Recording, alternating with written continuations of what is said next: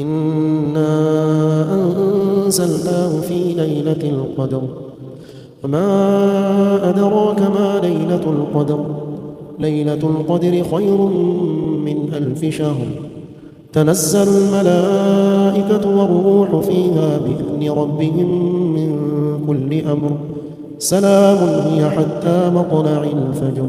Kita tahu bahwa Ramadan ini terbagi menjadi 3. Ada 10 awal,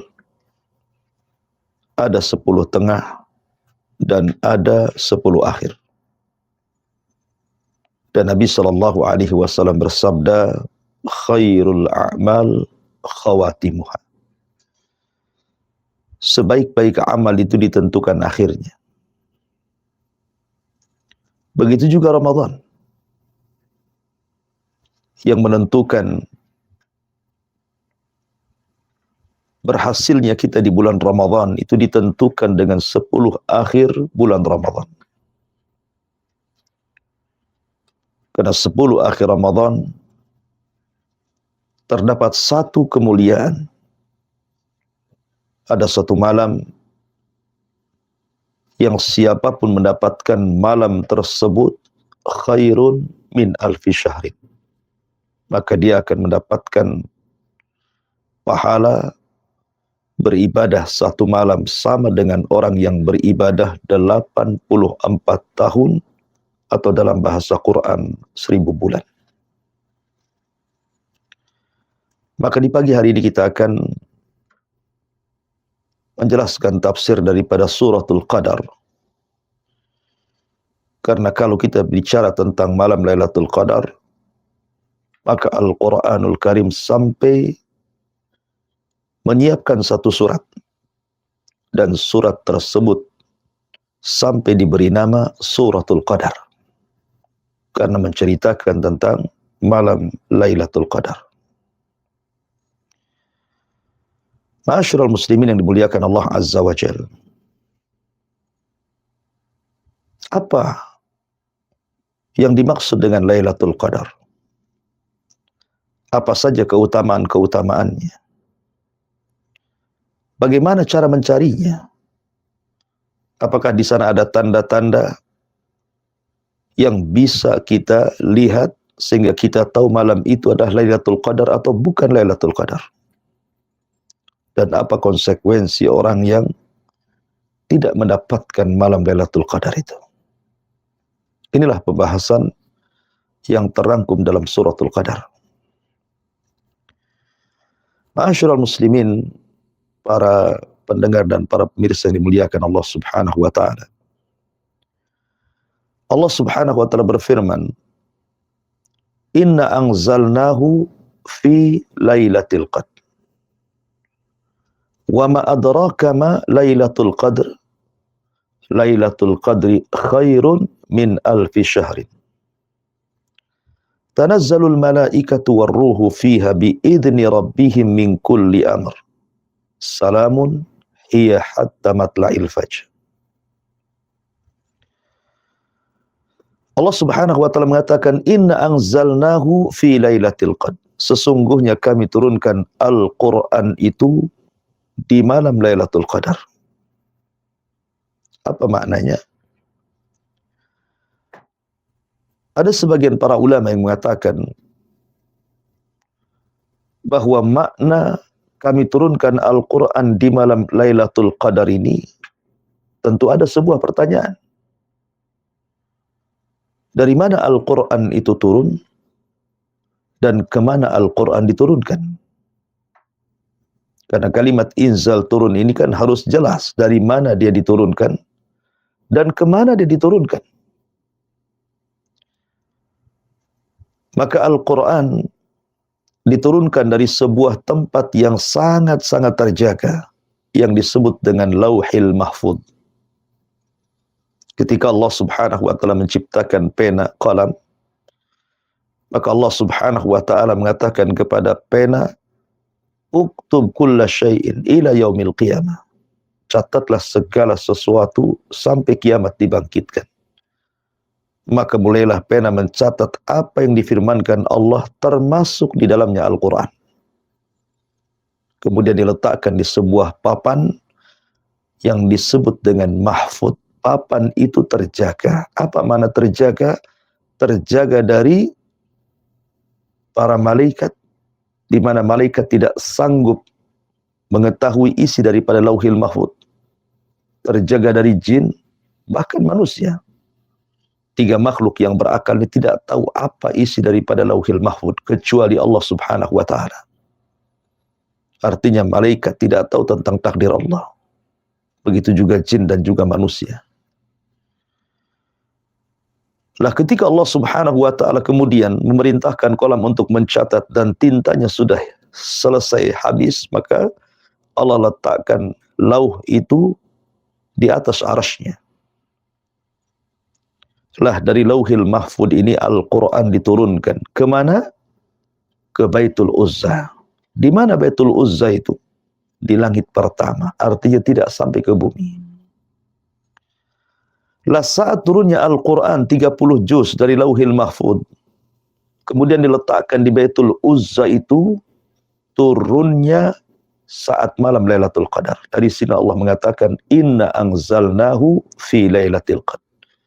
Sesungguhnya kami turunkan Al-Quran secara jumlah, secara keseluruhan, dari lauhil mahfud ke Baitul Uzza. Ini satu penafsiran. Penafsiran yang kedua, maksudnya inna anzalnahu fi lailatul qadr ini bicara tentang permulaan turunnya ayat. Makanya kalau Anda membaca mushaf, maka Anda akan mendapati tartib Al-Quran itu sebelum surah Al-Qadar itu adalah suratul Alaq. Jadi secara tartib Quran, suratul Alaq baru setelahnya suratul Qadar. Apa korelasinya? Suratul Alaq kita tahu bahwa Iqra bismi rabbikal ladzi khalaq, khalaqal insana min 'alaq, Iqra wa rabbukal akram alladzi 'allama bil qalam, 'allamal insana ma lam ya'lam. 5 ayat pertama dalam suratul Alaq ini adalah 5 ayat yang pertama kali turun kepada Nabi sallallahu alaihi wasallam. Kapan itu? Saat terjadi malam Lailatul Qadar. Seolah-olah di sini Allah Subhanahu wa taala ingin menjawab suratul Alaq itu kapan turunnya? Maka Allah Subhanahu wa taala katakan inna anzalnahu fi lailatul qadr. Jadi surat setelahnya menjawab surat sebelumnya. Wa suratul Alaq itu turun kapan? Inna anzalnahu fi lailatul qadr. Kami turunkan surat itu di malam Lailatul Qadar. Artinya inna anzalnahu fi lailatul qadr itu bicara tentang permulaan turunnya Al-Quran. Jadi ketika Nabi SAW di usia menjelang 40 tahun 6 bulan sebelumnya, Rasul selalu bermimpi. Mimpinya aneh. Kata Ummul Mukminin Aisyah radhiyallahu anha, kal falaki subhi, seperti falak subuh. Artinya malamnya bermimpi, besoknya menjadi sebuah kenyataan. Ketika Nabi SAW genap usianya 40 tahun, maka Nabi SAW pun kemudian tafakur di sebuah gua selama 1 bulan Ramadan. Maka tepat di tanggal-tanggal ganjil di 10 akhir Ramadan, ada yang mengatakan tanggal 27, ada yang mengatakan yang lainnya. Di malam hari itulah Jibril mendatangi Rasul, kemudian memeluk Nabi, kemudian mengatakan, Iqra ya Muhammad, baca wahai Muhammad. Tapi Rasul mengatakan, ma'ana biqari, aku tidak bisa baca. Karena yang dipahami Rasul, kalimat membaca itu artinya membaca tulisan. Sementara Rasul tidak bisa baca dan tidak bisa menulis. Makanya Rasul mengatakan, aku tidak bisa baca. Sampai 3 kali Jibril mengatakan, Iqra, 3 kali pula Rasul mengatakan, saya tidak bisa baca.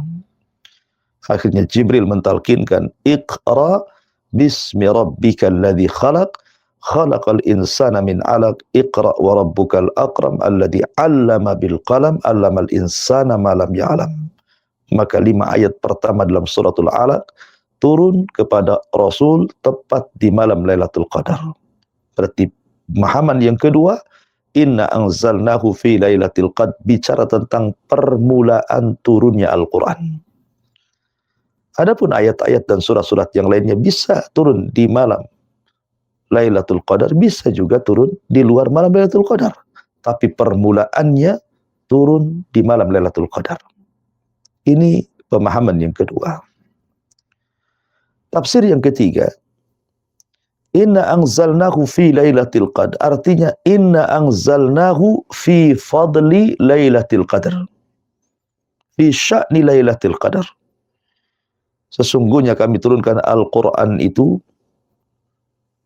karena memuliakan Lailatul Qadar.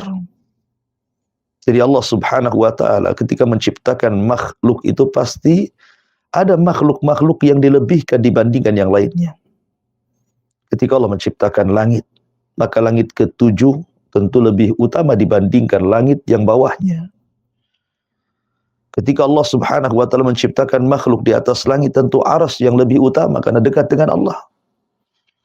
Ketika Allah Subhanahu wa ta'ala menciptakan para malaikat, tentu Jibril lah malaikat yang paling mulia. Ketika Allah menciptakan para nabi, maka Rasul kita Muhammad SAW adalah nabi terbaik, bahkan Sayyidul Anbiya'i wal Mursalin, pemimpinnya para nabi dan Rasul. Ketika Allah Subhanahu wa ta'ala menciptakan bulan, tentu Ramadan pemimpin bulan-bulan. Lah ketika Allah menciptakan malam, maka Lailatul Qadar dipilih oleh Allah menjadi malam terbaik. Karena dia adalah malam terbaik, maka Allah pilih di malam itulah Al-Quran diturunkan. Jadi inna anzalnahu fi Lailatul Qadar bukan cerita turunnya Quran, tapi cerita tentang kemuliaan malam Lailatul Qadar. Ini 3 penafsiran yang masyhur dari kalangan mufassirin. Lalu pertanyaannya, bagaimana caranya turunnya wahyu kepada Rasul? Bagaimana cara turunnya Al-Quran kepada Nabi SAW? Turunnya wahyu kepada Nabi SAW ada yang sifatnya kifahan, di mana Jibril datang kepada Rasul, mentalkinkan ayat, kemudian Rasul mengulangnya. Seperti ketika turunnya suratul Alaq di Gua Hira, Jibril mentalkin dan Rasul mengulangnya.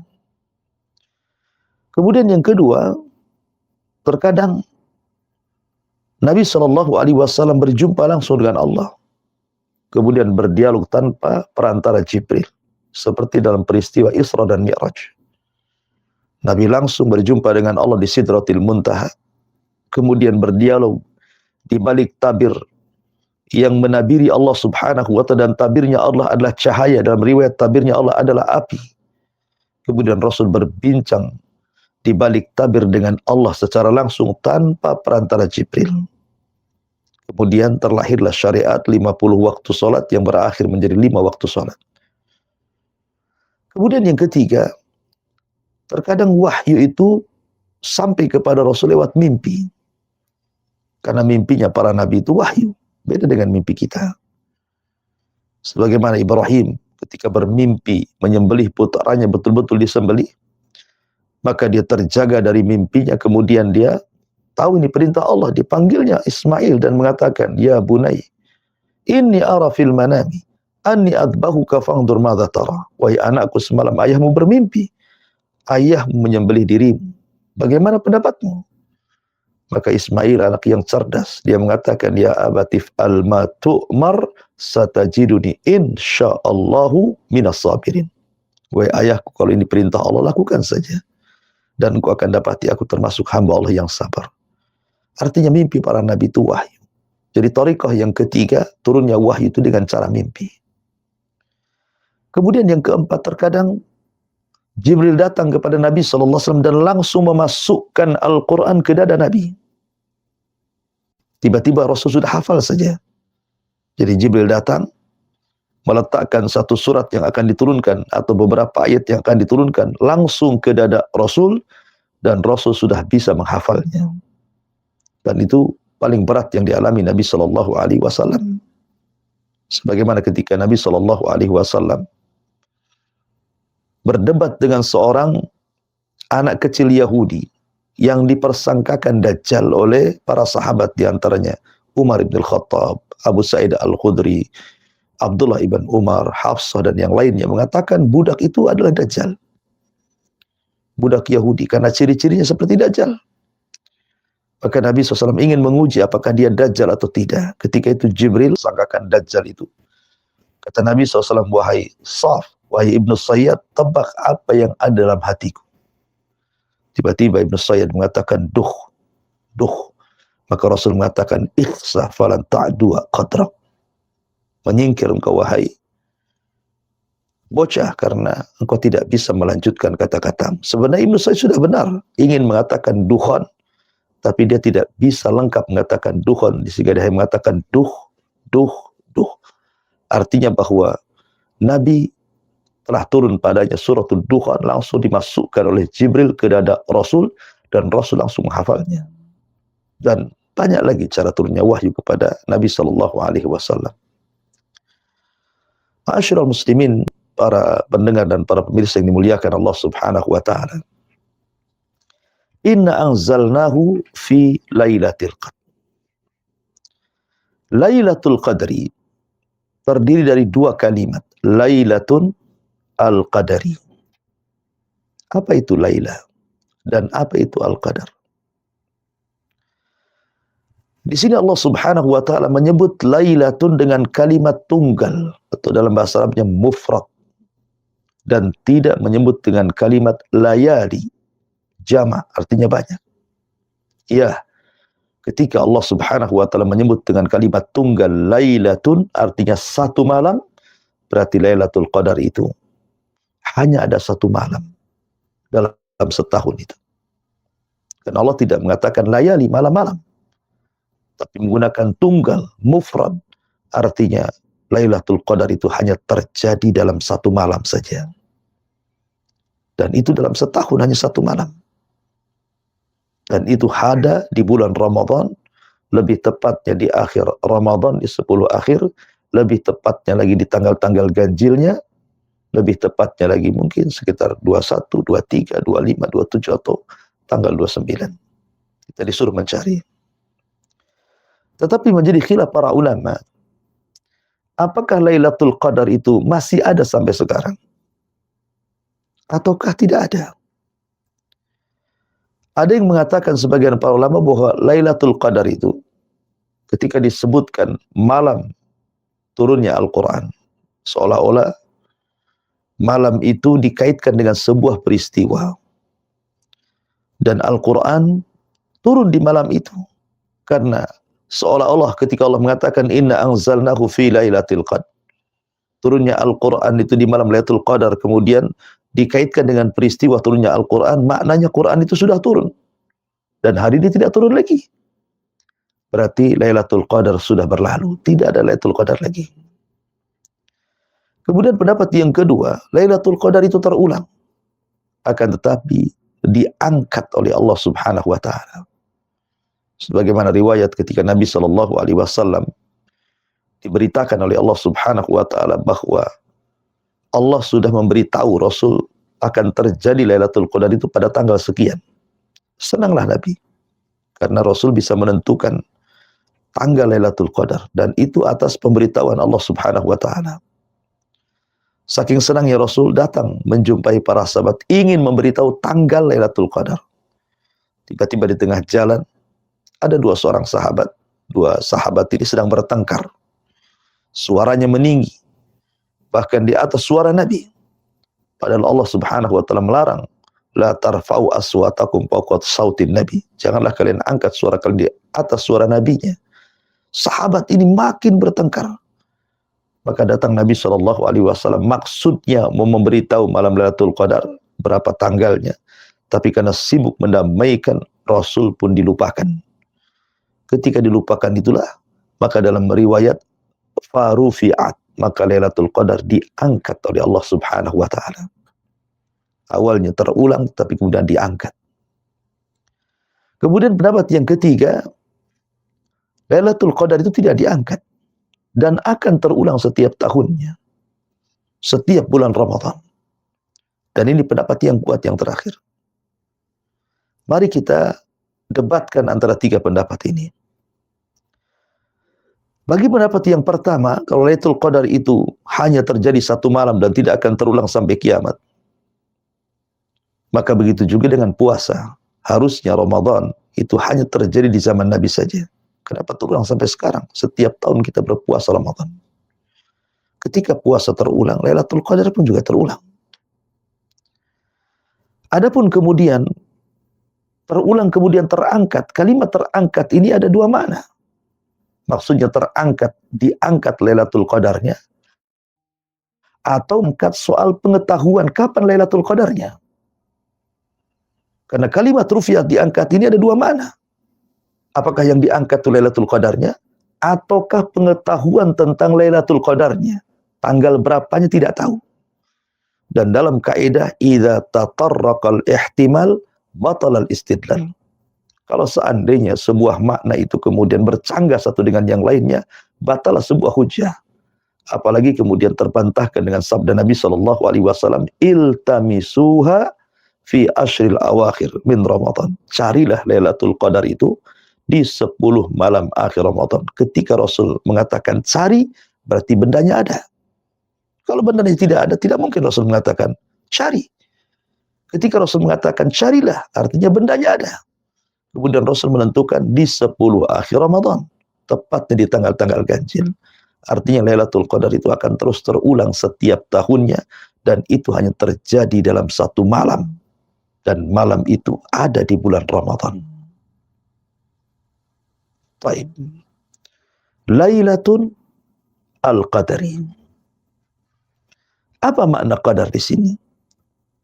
Ada yang mengatakan bahwa qadar itu artinya kemuliaan. Ketika kita mengatakan fulan dzatu qadrin, si fulan memiliki keutamaan, keistimewaan, kemuliaan, maka malam Lailatul Qadar itu artinya malam yang istimewa. Kenapa istimewa? Pertama karena malam itu Allah yang pilih untuk menurunkan kalamnya, untuk menurunkan wahyu Allah kepada Rasulnya. Allah pilih di malam itu. Kenapa Allah pilih malam itu? Tidak mungkin Allah memilih malam itu kalau tidak ada kemuliaan. Maka karena malam itu memiliki kemuliaan, maka Allah jadikan malam itu sebagai malam turunnya Al-Quran. Yang kedua, malam itu menjadi istimewa karena orang yang menghabiskan malam itu untuk beribadah kepada Allah Subhanahu wa Ta'ala, maka orang itu punya kemuliaan. Mulia di hadapan Allah Subhanahu wa Ta'ala. Makanya Allah Subhanahu wa Ta'ala kemudian menjelaskan dalam ayat selanjutnya, Lailatul Qadrin khairun min alfi syahrin. Sampai-sampai mulianya malam itu, orang yang beribadah satu malam itu saja bisa dilipat gandakan seolah-olah dia beribadah 1000 bulan. Dan ini keistimewaan luar biasa. Ini makna yang pertama. Makna yang kedua, qadrin itu artinya Lailatul Qadri. Qadri itu artinya at-tadyik. Berarti Lailatul Tadyik. Apa tadyik itu? Tadyik itu artinya sempit. Malam yang sempit. Kenapa malam itu sempit? Maka lihat ayat setelahnya. Tanazzalul malaikatu warruhu fiha. Karena di malam itu para malaikat turun, memenuhi bumi. Tidak ada satu tempat di bumi, lautannya, daratannya, hutannya, bukitnya, gunungnya, lembahnya, padang pasirnya, kecuali ada malaikat di situ. Saking banyaknya sehingga menyempitkan bumi. Sehingga Imam Ibnu Katsir rahimahullahu ta'ala menukilkan sebuah riwayat bahwa jumlah para malaikat itu di malam Lailatul Qadar yang turun, adaduhum ka'adadil hasa. Jumlah mereka seperti jumlah kerikil yang ada di permukaan bumi. Kita menghitung kerikil satu lori saja, kita tidak bisa menghitung berapa jumlahnya. Bagaimana kalau seandainya kerikil di permukaan bumi dihitung? Siapa yang bisa menghitungnya? Malaikat yang turun sebanyak itu menunjukkan bahwa malaikat itu jumlahnya banyak. Wa ma ya'lamu junuda rabbika illa huwa ma wa la ya'lamu junuda rabbika illa hu wa ma huwa illa dzikra lil bashar. Tidak ada yang tahu jumlah para malaikat kecuali Allah yang turun saat malam Lailatul Qadar itu. Karena tidak ada satu jengkal kecuali ada para malaikat di bumi, maka bumi menjadi sempit karena berdesak-desakannya para malaikat. Maka disebut Lailatul Qadri itu artinya Lailatul Tadyik, malam yang sangat sempit karena disempitkan dengan para malaikat. Ini makna yang kedua. Dan ingat ketika malaikat turun, artinya malaikat itu membawa rahmat dari Allah, membawa ampunan dari Allah, membawa ketenangan dari Allah untuk kita makhluknya. Ya. Kemudian makna yang ketiga, Lailatul Qadri, Al-Qadri di situ artinya takdir. Jadi malam itu disebut malam takdir. Apa maksudnya? Ini berdasarkan firman Allah Subhanahu wa taala, "Fiha yufraqu kullu amrin hakim." Di malam itu takdir manusia akan didaur ulang kembali setahun yang akan datang. Rizkinya berapa? Bahagianya berapa? Susahnya berapa? Su'ul khotimah apakah husnul khotimah? Panjang umurkah, pendek umurkah? Banyak rizkikah, sedikit rizkikah? Banyak bahagianya atau sedikit bahagianya, banyak sedihnya? Jadi ditentukan malam itu menentukan nasib seseorang setahun yang akan datang. Makanya sering saya katakan, jangan mempertaruhkan 11 bulan yang akan datang dengan menyanyiakan 10 akhir Ramadan. Karena 10 akhir Ramadan itu menentukan hidup kita 11 bulan yang akan datang. Karena Allah Subhanahu wa taala mendaur ulang takdir kembali. Kita tidak tahu. Minimalnya kalau seandainya Allah takdirkan kita mendapatkan malam Lailatul Qadar dan Allah catat takdir kita, kematian kita dalam 11 bulan yang akan datang, minimalnya kita mati dicatat sebagai orang yang mati husnul khotimah dan tidak mati dalam posisi su'ul khotimah. Karena malam itu yang menentukan. Betapa banyak orang yang kemudian lalai memperhatikan 10 akhir Ramadan. Ada 11 bulan dia pertaruhkan. Mempertaruhkan umurnya, mempertaruhkan rizkinya, mempertaruhkan kebahagiaannya. Maka saya nasihatkan dari media ini, jangan sia-siakan 10 akhir Ramadan. Itu penentu hidup kita 11 bulan yang akan datang. Karena Lailatul Qadri maknanya adalah malam takdir. Fi kulli amrin, setiap takdir kita akan didaur ulang kembali. Karena takdir itu ada yang sifatnya umum, tercatat di Lauhil Mahfuz. Ada yang sifatnya umri, ketika bayi di usia 4 bulan, malaikat turun. Kemudian Allah perintahkan catat rizkinya, catat bahagianya, catat celakanya. Dan begitu seterusnya. Ada yang disebut takdir tahunan. Nah inilah takdir tahunan disebut Lailatul Qadrin. Malam Lailatul Qadar. Dan setiap hari Allah mentakdirkan ada yang mati, ada yang hidup, ada yang susah, ada yang senang, ada yang kaya, ada yang miskin, dan begitu seterusnya. Fi kulli yaumin huwa fi sya'n. Setiap hari Allah itu sibuk mengurus takdir manusia. Ma'asyiral muslimin, para pendengar dan para pemirsa yang dimuliakan Allah Subhanahu wa taala. Itulah makna Lailatul Qadar. Lalu apa khususiahnya? Khususan malam Lailatul Qadar itu apa sebenarnya? Istimewanya apa? Kenapa kita disuruh mencari Lailatul Qadar? Yang pertama,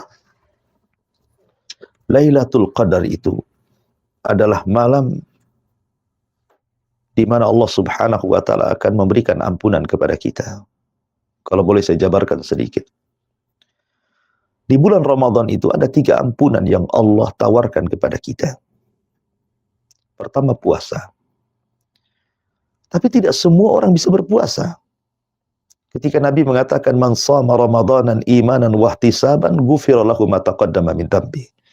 Barang siapa yang berpuasa di bulan Ramadan, yakin akan perintah, mengharap pahalanya, Allah akan ampuni dosa-dosanya. Tapi apakah semua orang bisa berpuasa? Tidak. Ada orang-orang tua tidak sanggup berpuasa. Ada orang-orang sakit yang ditakdirkan dia sakit parah dan tidak diharap kesembuhannya, dokter mengatakan tidak boleh puasa. Berarti ampunan ini hanya berlaku kepada orang-orang yang berpuasa. Lalu bagaimana nasib yang tidak berpuasa? Apakah mereka di bulan Ramadan tidak ada ampunan? Maka Allah Subhanahu wa taala dengan rahmat kasih sayangnya lewat lisan Rasul ada alternatif yang kedua. Kalau Anda tidak bisa puasa karena Anda sudah sepuh, sudah tua, atau Anda sakit parah, ada kesempatan yang kedua. Bagaimana caranya? Qiyamul Lail, salat tarawih. Sebagaimana sabda Nabi sallallahu alaihi wasallam, "Man qama ramadanan imanan wahtisaban ghufira lahu ma taqaddama min dhanbi. Barang siapa yang salat tarawih penuh dengan iman akan perintah, penuh dengan harapan akan pahala, maka Allah akan ampuni dosa-dosanya. Apakah semua orang bisa tarawih? Ternyata tidak juga. Ada orang-orang yang tidak bisa tarawih. Orang-orang tua, orang-orang yang stroke, orang-orang yang sudah pikun, mereka tidak bisa tarawih. Sudah tidak bisa puasa, tidak bisa tarawih. Lewatlah 2 ampunan. Lalu bagaimana nasib mereka? Ketika orang-orang yang berpuasa diampuni dosa-dosanya, ketika orang-orang yang tarawih diampuni dosa-dosanya, bagaimana pula dengan orang tua yang sakit dan begitu seterusnya? Kalau begitu dia tidak dapat ampunan di bulan Ramadan, sementara Ramadan itu syahrul maghfirah, bulan ampunan. Maka ada yang ketiga, dan ini pasti bisa dilakukan semua orang. Mau yang muda, mau yang tua, mau anak-anak, mau yang sakit, mau yang sudah sepuh. Semua bisa. Apa itu? Menghidupkan malam Lailatul Qadar. Karena menghidupkan malam Lailatul Qadar tidak mesti tarawih. Bagi Anda yang tidak bisa tarawih, Anda bisa baca Quran. Anda bisa berzikir. Dan semua orang bisa melakukannya. Mau orang tua, mau orang sakit juga bisa. Yang penting jangan tidur. Malam itu dihidupkan untuk ibadah. Sebagaimana Nabi SAW mengatakan, man qama lailata qadrin imanan wahtisaban ghufira lahu ma taqaddama min dhanbi. 3 hadis ini terdapat dalam Sahihaini, dalam Sahih Bukhari. Barang siapa yang menegakkan malam Lailatul Qadar, artinya menghidupkan malam itu dengan ibadah, penuh iman akan perintahnya, penuh harap akan pahalanya, maka Allah akan ampuni dosa-dosanya. Bagi Anda yang tidak bisa mencari ampunan lewat puasa, bisa lewat tarawih. Bagi Anda yang tidak bisa mencari ampunan lewat tarawih, lewat menghidupkan malam Lailatul Qadar. Anda terbaring, yang penting Anda tidak tidur, Anda bisa berzikir. Anda sakit, tidak bisa ke masjid, Anda bisa baca mushaf di tempat pembaringan Anda. Jadi tidak ada alasan di bulan Ramadan itu Anda tidak bisa mencari ampunan, karena ada 3 alternatif. Tidak bisa yang ini, yang itu. Dan itu menunjukkan rahmat Allah Subhanahu wa Ta'ala. Ya. Ma'asyiral muslimin yang dimuliakan Allah Subhanahu wa Ta'ala, Lailatul Qadri khairu min alfi syahrin. Malam Lailatul Qadar itu jauh lebih baik dibandingkan 1000 bulan. Maka khususnya yang kedua, bahwa selain daripada malam Lailatul Qadar itu malam ampunan, yang kedua, malam Lailatul Qadar itu malam dilipat gandakannya pahala kita. Dilipat gandakan pahala kita. Bagaimana tidak? Kalau seandainya Anda di malam Lailatul Qadar itu membaca 1 surat saja dalam Al-Quran, anggaplah Anda baca surah Al-Fatihah. Seolah-olah Anda membaca surah Al-Fatihah setiap hari selama 1000 bulan. Anda bisa kalikan. 114 huruf dikali 10 pahala, dikali 1000 bulan. Itu, baca surah Al-Fatihah. Ada sedekah 10.000. Berarti kalau 10.000, kita kalikan 84 tahun. Berarti seolah-olah Anda berinfak ratusan juta. Padahal hanya 10.000, tapi infaknya di malam Lailatul Qadar. Anda berzikir. Anda membaca tasbih subhanallah, tahmid alhamdulillah, la ilaha illallah. Seolah-olah Anda sedang berzikir sepanjang hayat selama 84 tahun. Artinya apapun ibadah di malam itu Allah lipat gandakan pahalanya. Anda silaturahim, berbuat baik kepada orang tua yang mungkin Anda berada di Batam, orang tua di kampung. Malam Lailatul Qadar Anda telepon orang tua, minta maaf. Hubungkan silaturahim dengan keluarga. Maka seolah-olah Anda sedang bersilaturahim 84 tahun. Hadis wala haraj, terserah Anda cerita masalah ibadah apa saja. Karena khususnya Lailatul Qadar itu Allah akan lipat gandakan pahala kita di hadapan Allah Azza wa Jalla. Ini yang kedua. Yang ketiga, khususnya Lailatul Qadar itu adalah inzalul Quran, di mana Allah turunkan Al-Quran. Artinya Lailatul Qadar itu turunnya Al-Quran sampai Ramadan disebut syahrul Quran, bulannya Al-Quran. Maka sekarang puasa ini sudah lewat hampir 10 hari ya, sudah masuk ke 10 hari ya. Artinya sudah akan masuk ke 10 tengah. Jangan sampai kemudian puasa kita selama 10 hari ke belakang, tarawih kita selama 10 hari ke belakang, masih mengeraskan hati kita. Bukti kerasnya hati kita apa? Malas untuk membaca Quran. Masa sudah 10 hari lewat Ramadan, 1 lembar pun kita tidak baca? Atau mungkin 2 lembar kita tidak bisa baca. La haula wala quwata illa billah. Berat sekali Anda membaca Quran. Kalau bukan kekerasan hati, apa namanya? Masa puasa tidak melembutkan hati Anda? Tarawih tidak melembutkan hati Anda sehingga Anda tidak mau membaca Quran? Padahal ini bulan Quran. Jangan sampai kita meninggalkan Al-Quran di bulan Al-Quran. Ini kan bahaya. Ramadan bulan Quran. Anda pula meninggalkan Quran. Kalau Anda meninggalkan Quran di bulan Quran, saya yakin di luar Ramadan, pasti Anda akan lebih meninggalkan Al-Quran. Makanya Nabi SAW pada hari kiamat akan menghadap Allah Subhanahu wa Ta'ala dan mengadu tentang umatnya. Apa aduan Rasul kepada Allah pada hari kiamat? Wa qala Rasul, inna qaumi ittakhidhu hadzal Qur'ana mahjura. Ya Rabb, sesungguhnya kaumku sepeninggalku mereka sudah mulai meninggalkan Al-Quran. Kita akan dipertanggungjawabkan di hadapan Allah tentang Al-Quran.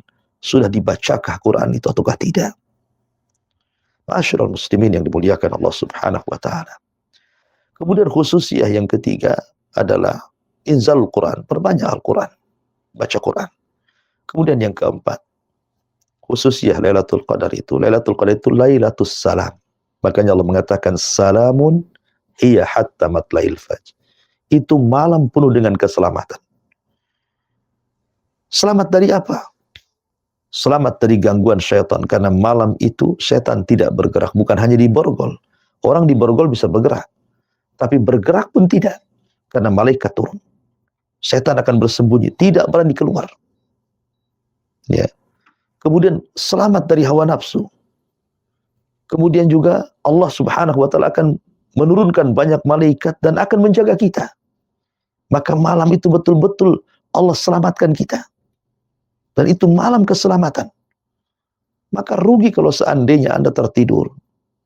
Anda kemudian gunakan untuk maksiat, naudzubillah, di bulan Ramadan masih bermaksiat juga. Padahal itu malam keselamatan. Selamat dunia akhirat. Itu yang menentukan keselamatan kita. Kalau Allah takdirkan kemudian di malam itu kita dicatat oleh Allah termasuk orang-orang yang dibebaskan dari api neraka, sampai kiamat kita tidak akan masuk neraka. Maka ini kesempatan gitu ya. Ini khususnya keutamaan Ramadan, apa Lailatul Qadar itu, Lailatul Salam, itu malam keselamatan, menentukan keselamatan kita, dunia kita dan akhirat kita. Ya. Dan banyak lagi khususnya gitu ya. Tidak mungkin saya jelaskan juga waktu. Tetapi yang ingin saya jelaskan sebagai tambahan. Ketika Allah Subhanahu wa Ta'ala mengatakan salamun hiya hatta matla'il fajr. Allah Subhanahu wa Ta'ala hanya menyebutkan akhir daripada Lailatul Qadar. Kapan? Terbitnya fajar.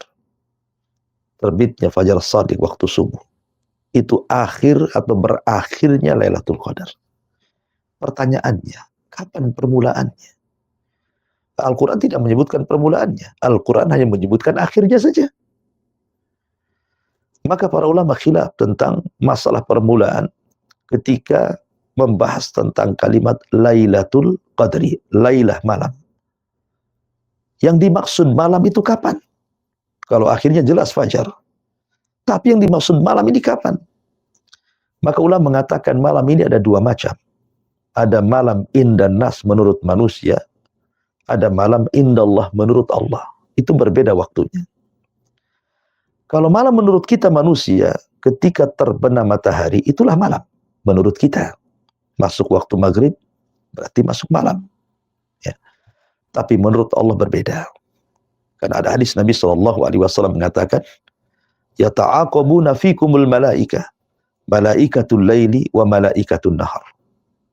Wayajtami'una fi salatil fajri wa salatil asri. Allah mengutus para malaikat untuk mencatat yang baik-baik dari hamba-hambanya. Ada yang diberikan tugas sip malam, dan ada yang diberikan tugas sip siang dan ketemunya di 2 salat. Pertama salat fajar, yang kedua salat asar. Artinya ketika malaikat siang hendak bertugas mencatat kebaikan hamba, maka dia turun ketika manusia sedang salat fajar. Kemudian mencatat kebaikan siang itu sampai asar. Kemudian dia naik ke langit untuk melaporkan catatannya. Di waktu yang sama malaikat malam turun ketika manusia sedang sholat asar. Maka ketika 2 malaikat menghadap Allah, Allah katakan, "Madza taraktum ibadi?" Sedang apa kau tinggalkan hamba-hambaku? Maka malaikat-malaikat ini mengatakan, "Atainahum wahum yusallun wa taraknahum wahum yusallun." Kami datang mereka sedang sholat, kami tinggalkan mereka sedang sholat. Artinya, kami datang mereka sedang sholat asar, kami tinggalkan mereka sedang sholat fajar. Menurut malaikat malam. Menurut malaikat siang, kami datang mereka sedang sholat fajar, dan kami tinggalkan mereka sedang sholat asar. Dari sini menunjukkan bahwa malam menurut Allah itu ditentukan di waktu asar, bukan di waktu maghrib. Berarti kalau Lailatul Qadar itu maksudnya malam menurut manusia, berarti dimulai maghrib sampai fajar. Tapi kalau malam menurut Allah, maka Lailatul Qadar itu dimulai dari waktu asar dan diakhiri waktu fajar. Wallahu a'lam. Ya. Apakah? Tapi kalau kita ingin mengambil ikhtiyat keselamatan, maka mulailah Lailatul Qadar itu di waktu asar. Makanya orang-orang yang iktikaf di 10 akhir Ramadan disunahkan masuk di waktu asar dan keluar nanti di waktu fajar ketika Idul Fitri. Ini menunjukkan bahwa Lailatul Qadar itu dimulai di waktu asar dan diakhiri waktu fajar. Artinya, setelah asar saja, setelah asar kita sedekah. Berarti kalau kita bersedekah, sedekah kita akan dilipat gandakan menjadi seolah-olah kita sedang bersedekah 84 tahun atau 1000 bulan. Lepas asar saja kita silaturahim. Karena silaturahim kita dianggap seolah-olah kita setiap hari silaturahim selama 1000 bulan. Setelah asar saja kita ambil mushaf, kita baca Quran. Jadi mulailah kita aktivitas ibadah di 10 akhir Ramadan itu dimulai dari asar. Mudah-mudahan 10 akhir yang kita hidupkan itu, satu di antara 10 itu kita bertepatan dengan Lailatul Qadar. Dan saya pastikan dengan tidak ada keraguan, bagi Anda yang menghidupkan 10 malam akhir dan tidak ada yang Anda tinggalkan, dipastikan Anda mendapatkan Lailatul Qadar.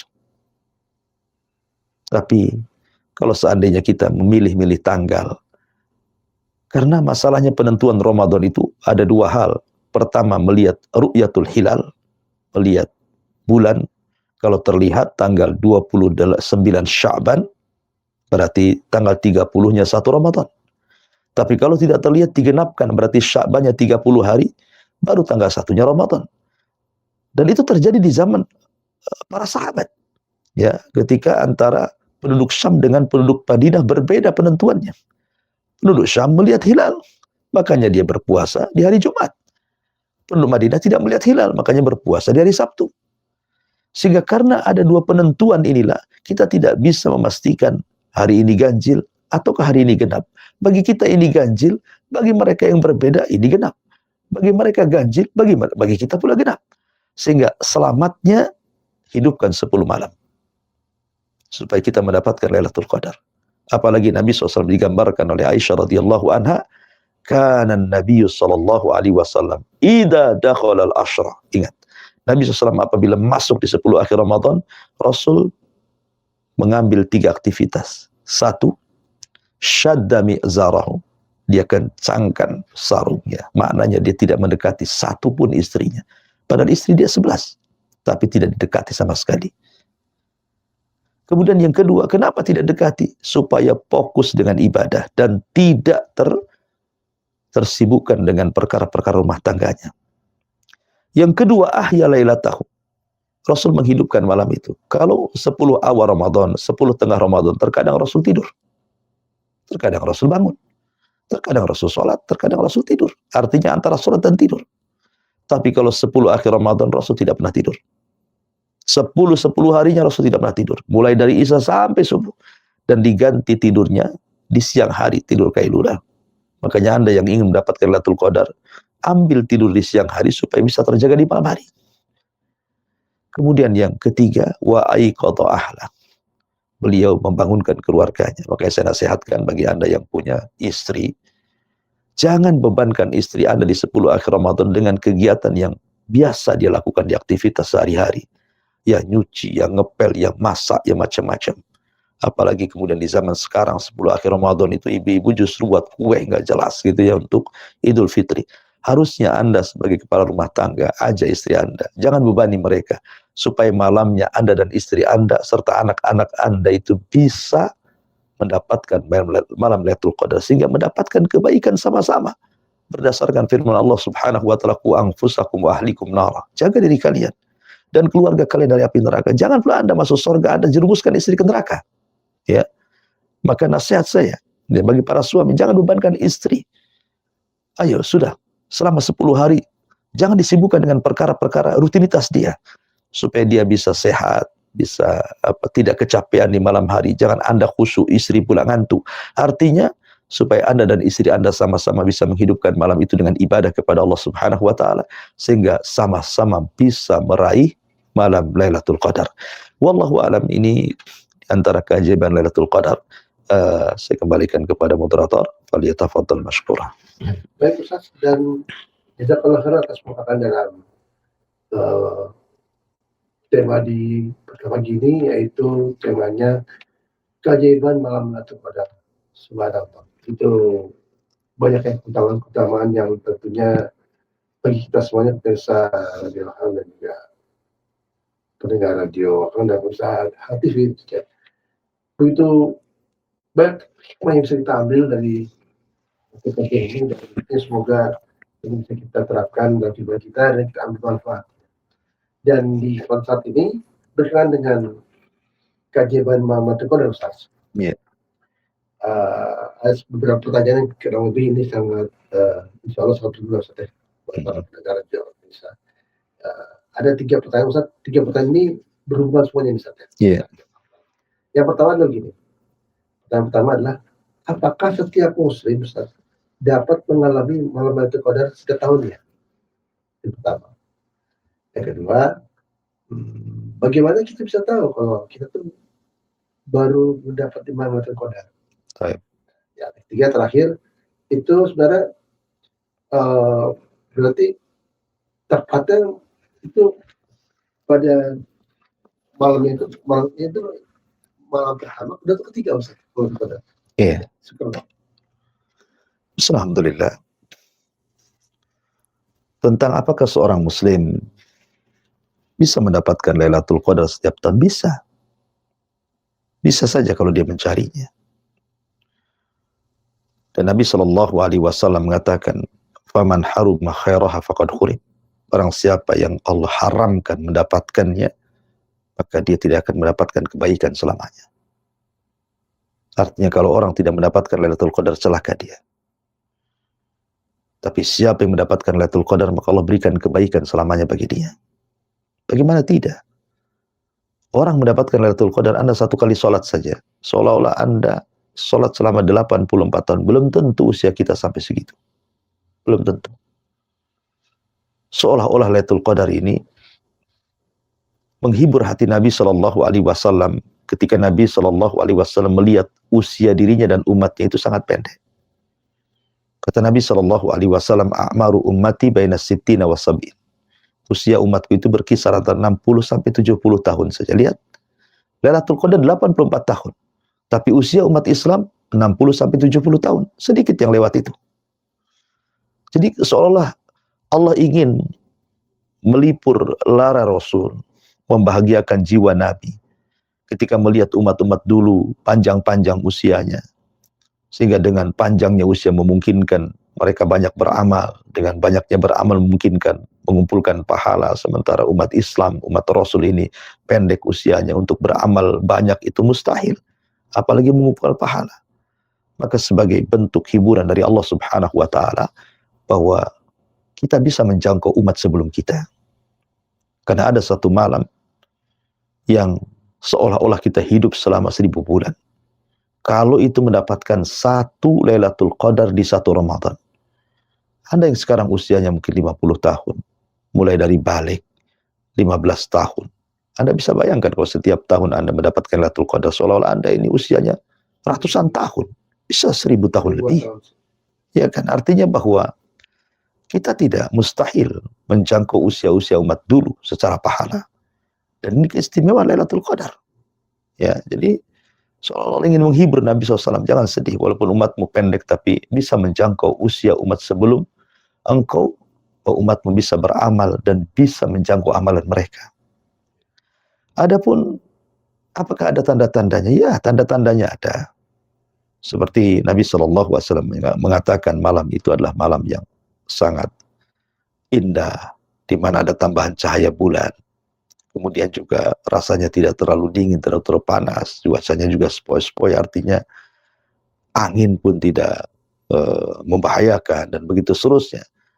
Kemudian di pagi harinya juga kita melihat matahari seolah-olah tidak silau. Ya, dan itu alamat yang paling jelas biasanya di pagi hari. Ketika kita malamnya Lailatul Qadar, maka pagi harinya kita mampu melihat matahari dan tidak silau. Kalau kita di hari biasa melihat matahari itu mungkin sebentar saja, ya sudah capek mata kita ini. Tapi kalau malam Lailatul Qadar, paginya itu matahari kok bisa dipandang oleh kita agak lama, berarti malam itu terjadi malam Lailatul Qadar. Dan orang yang hendak mendapatkan malam Lailatul Qadar itu macam-macam. Bisa lewat mimpi. Ya, seperti para ulama salaf dulu bermimpi. Kemudian juga ada tambahan iman, seolah-olah di malam itu kita diberikan oleh Allah Azza wa Jalla semangat beribadah, berbeda dengan malam yang lainnya. Karena memang malam itu malam selamat, tidak ada yang goda, ya kan? Hawa nafsu tertundukkan, setan terikat, dan begitu seterusnya. Sehingga orang yang akan mendapatkan malam itu tidak tahu, seolah-olah malam itu kok iman dia meningkat, hati dia senang, hati dia tenang gitu ya. Jadi ada tambahan iman, takwa dari Allah Subhanahu wa taala kepada orang yang akan mendapatkan Lailatul Qadar itu. Dan bukan berarti Lailatul Qadar itu sebagaimana ada prasangka orang gitu ya. Melihat daun jatuh di malam Lailatul Qadar, atau melihat air lautan tiba-tiba hilang asinnya jadi tawar, ini berarti Lailatul Qadar, atau mendapatkan harta karun. Bukan. Lailatul Qadar itu bukan itu. Lailatul Qadar itu bicara tentang keutamaan malam. Ya, keistimewaan malam. Siapa yang beribadah di malam yang istimewa itu, maka akan lipat gandakan pahalanya. Siapa yang tidak diberikan taufik oleh Allah mendapatkan Lailatul Qadar, maka celakalah dia. Oleh karena itulah maka jadikan 10 akhir Ramadan nanti sebentar lagi kan, 10 hari setelah 10 hari tengah ini kita akan masuk di Lailatul Qadar. Maka saya nasihatkan terus agar carilah Lailatul Qadar di tanggal-tanggal ganjil. Tetapi Rasulullah SAW memberikan wejangan kepada kita. Pertama, seolah-olah Rasul ingin mengatakan jangan sibuk mencari tanda-tanda. Kalau orang sibuk mencari tanda-tanda, dia akan hilang Lailatul Qadar. Karena asik cari tanda-tanda saja. Betul nggak malam Lailatul Qadar? Betul nggak? Ragu, yakin. Akhirnya tidak dapat Lailatul Qadar. Jangan sibukkan mencari tanda-tanda. Sudah, hidupkan saja 10 akhir Ramadan itu. Maka Anda melihat tanda-tanda atau Anda tidak melihat tanda-tanda, kalau Anda hidupkan 10 akhir Ramadan, dipastikan Anda dapat Lailatul Qadar. Selesai. Itu simpelnya seperti itu. Ya. Kemudian juga sibukkan dengan ibadah. Karena ada orang-orang yang kemudian naudzubillah di malam Lailatul Qadar itu dihabiskan untuk tidur. Dihabiskan terkadang untuk kuliner, dihabiskan untuk main-main gitu ya. Naudzubillah. Anda pertaruhkan 11 bulan yang akan datang dengan 10 akhir Ramadan. Rugi. Akal di mana? Nasib itu dipertaruhkan. Oleh karena itulah, maka kalau Anda ingin bahagia 11 bulan ke depan, maka carilah Lailatul Qadar. Kalaupun seandainya Allah Subhanahu wa taala takdirkan, Allah sempitkan rezeki kita ini setelah mendapatkan Lailatul Qadar, minimalnya Allah Subhanahu wa taala memberikan kesehatan kepada kita. Betapa banyak orang yang dilimpahkan rezekinya tetapi diperbanyak pula penyakitnya sehingga habis hanya untuk mengobati penyakitnya saja. Ya, minimalnya 11 bulan yang akan datang anak-anak kita menjadi anak-anak yang soleh dan soleha.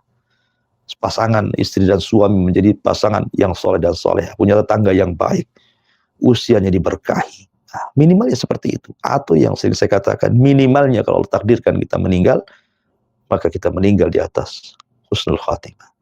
Wallahu a'lam. Baik, Ustaz. Barangkali tadi sudah dijawab semuanya pertanyaan, dan berikutnya Ustaz, masih tentang Lailatul Qadar. Pertanyaannya Ustaz, bagaimana korelasinya Ustaz? Korelasinya antara malam Lailatul Qadar yang insya Allah bisa, apabila seorang hamba diperjumpakan Allah dengan malam Lailatul Qadar, berarti dia bisa mendapatkan sebuah malam yang lebih baik daripada 1000 bulan. Itu dengan doa dan ucapan di di luar bulan Ramadan. Itu masih gimana? Apakah itu menandakan dia dapat orang yang khotimah atau tidak? Ya, alhamdulillah. Ada beberapa amalan yang diperintahkan ya di malam Lailatul Qadar itu. Tentu amalan yang pertama adalah dengan al-qiyam. Habiskan malam itu untuk qiyamul lail. Mungkin taraweh nanti ditambah dengan tahajud malamnya. Jadi disibukkan dengan ibadah kan gitu ya. Kemudian yang kedua, i'tikaf. Kalau memang bisa i'tikaf. Karena i'tikaf itu salah satu modal besar orang mendapatkan Lailatul Qadar.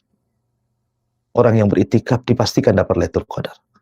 Karena orang yang diiktikaf itu artinya dia meninggalkan dunia dan lari kepada akhirat. Karena kalau orang sudah di masjid itu suasananya berbeda dengan ketika ada di luar masjid. Sebab dorongan orang-orang yang ada di rumah Allah itu kan maunya ibadah saja. Tetapi orang di luar masjid itu pasti ada dorongan syahwat. Banyak godaan di luar itu. Wanita-wanita yang tidak menggunakan pakaian-pakaian syar'i. Kita bisa lihat di jalan-jalan gitu ya. Tetapi kalau di masjid apa yang mau dilihat? Sehingga memungkinkan untuk menjaga diri dengan Allah Subhanahu wa ta'ala, lebih dekat diri kepada Allah Subhanahu wa ta'ala. Dan itu modal terbesar orang mendapatkan Lailatul Qadar, i'tikaf. Kemudian yang ketiga, selain daripada i'tikaf, adalah qiraatul Quran, membaca Al-Quran. Perbanyak baca Quran di 10 akhir Ramadan itu. Dan itu juga yang menyumbang mendapatkan Lailatul Qadar. Kemudian juga perbanyak amal soleh. Bagi Anda yang mungkin sibuk sehingga tidak bisa i'tikaf. Ya, Anda mungkin di rumah, tidak bisa karena pekerjaan kantor, apalagi Anda seorang pekerja yang ditentukan pekerjaan itu, kalau Anda tinggalkan Anda tidak bisa makan dan begitu seterusnya. Anda bisa beramal soleh dengan amal-amal soleh yang lainnya. Anda bisa sibukkan dengan sedekah, bisa sibukkan dengan dzikir, bisa sibukkan dengan baca Quran, di tengah-tengah aktivitas Anda yang mungkin bekerja di malam hari gitu kan. Anda bisa dengan amal-amal soleh yang lainnya. Termasuk juga doa yang diajarkan Nabi SAW ketika Aisyah radhiyallahu anha mengatakan, ya Rasulullah, in adraktu lailatul qadri. Kalau aku mendapatkan Lailatul Qadar, famada aqul? Kira-kira apa yang harus aku katakan? Maka Nabi SAW mengatakan, quli Allahumma innaka afuwun tuhibbul afwa fa'fu anni. Katakan wahai Aisyah, ya Allah, sungguhnya engkau zat yang maha pemaaf, suka kepada yang memaafkan, maka maafkanlah diriku. Artinya memang Lailatul Qadar itu tempatnya kita meminta maaf. Ya, tempatnya kita meminta ampun kepada Allah Subhanahu wa ta'ala. Karena Allah sendiri zat yang maha pemaaf, zat yang maha pengampun, zat yang maha pengasih dengan hamba-hambanya. Maka malam itu mintalah ampun sebanyak-banyaknya kepada Allah Azza wa Jalla. Mintalah maaf akan dosa-dosa kita kepada Allah Subhanahu wa ta'ala. Dan juga maafkan setiap orang yang pernah menyakitinya. Lapangkan dada kita, jangan ada dendam di malam itu. Jangan ada hasad, jangan ada dengki. Pokoknya lapangkan, alam nashrah laka sadra. Kalau bisa, lapangkan dada kita selapang-lapangnya. Ya, maafkan semua orang yang menyakiti Anda dan mintalah ampun kepada Allah Subhanahu wa ta'ala. Wallahu a'lam. Mungkin saya terakhir mengenai Lailatul Qadar ini, karena Lailatul Qadar itu dibutuhkan sebagai orang-orang yang orang tentunya kaum muslimin yang memberikan waktunya khusus di 10 hari terakhir Ustaz. Pertanyaan begini Ustaz,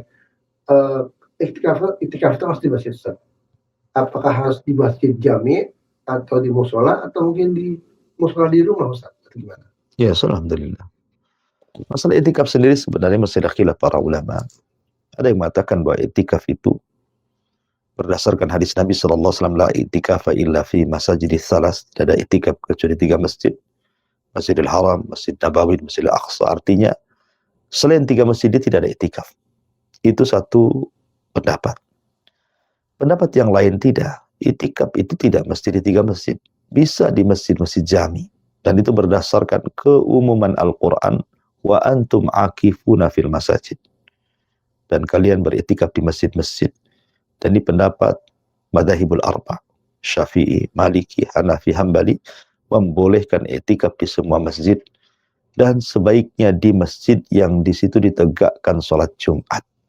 Sebab kalau seandainya Anda beriktikaf di musola ketika bertepatan dengan hari Jumat, Anda harus keluar. Kalau Anda keluar, batal iktikafnya. Ya, tapi kalau Anda iktikaf di masjid jami, waktu sholat Jumat Anda tidak keluar. Ya, waktu sholat Jumat tidak keluar. Boleh keluar itu kalau memang ada hajat mendesak seperti makan, minum yang tidak disediakan, terpaksa lah. Itu pun habis makan minum langsung pulang lagi. Bahkan kalau seandainya ada kematian pun kita dilarang untuk keluar mengikuti jenazah. Ya, memang harus fokus di masjid gitu ya. Tapi apakah iktikaf itu harus 1 bulan? Tidak. Maksudnya ini iktikaf ala Nabi. Kalau ingin sesuai dengan sunnah Nabi, ya iktikaf 10 hari. Dengan perhatikan pembatal-pembatalnya. Ya. Tapi boleh juga iktikaf itu, ya walaupun hanya 1 malam, 2 malam, 3 malam, 1 jam, 2 jam, tidak masalah. Karena iktikaf itu artinya luzumul masjid taqarruban ilallah. Jadi ada niat kita tinggal di masjid untuk mendekatkan diri kepada Allah. Jadi walaupun hanya 1 hari, kita berniat, ya Allah saya ingin iktikaf 1 hari ini, dan beribadah di masjid, Anda sudah iktikaf walaupun 1 hari. Ya sudah masuk pada mana iktikaf. Tapi sunnahnya iktikaf itu 10 hari. Karena itu yang dilakukan Nabi SAW, bahkan ketika Rasul beriktikaf, mulai dari disyariatkannya iktikaf, sampai Rasul wafat, Rasul tidak pernah meninggalkan iktikaf. Bahkan setelah Rasul meninggal pun, istri-istrinya melanjutkan sunnah iktikaf. Maka dari sini, ulama mengatakan bahwa iktikaf itu bukan sunnah biasa, tapi hukumnya sunnah muakkad. Kenapa disebut muakkad? Artinya Rasul tidak pernah meninggalkan, walaupun sunnah.